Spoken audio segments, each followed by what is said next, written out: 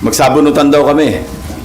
Yan ang reaction ni Senator Amy Marcos sa issue ng di umano ay pork barrel sa 2026 GAA, allocables and her baseless insults and untruthful criticisms against the Senate Blue Ribbon Committee, which I chair. Either Senator Amy thought na piluka yung buhok ko or she was insinuating na bakla ako. Kaya siya naghamon ng sabunutan. On both counts, I say nothing can be farthest from the truth. Una, hindi po piluka ang aking buhok. Idugtong ko na rin na walang peke sa mukha ko. Hindi rin pustiso ang ngipin ko.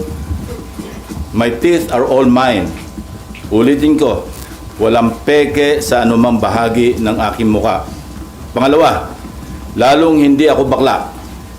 At yung iniisip ni Senator Amy na bakla ako, wala siyang maaaring makita na macho dito sa mundo. Pangalawa,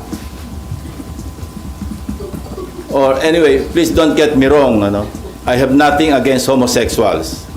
It is their choice and I respect them for that. But as far as I'm concerned, kahit hindi ako kagwapuhan, para sa akin, masarap pa rin na maging tunay na lalaki. At tulad ni na Tito Soto at Gringo Honasan, macho din po ako. Lalaking lalaki. Period.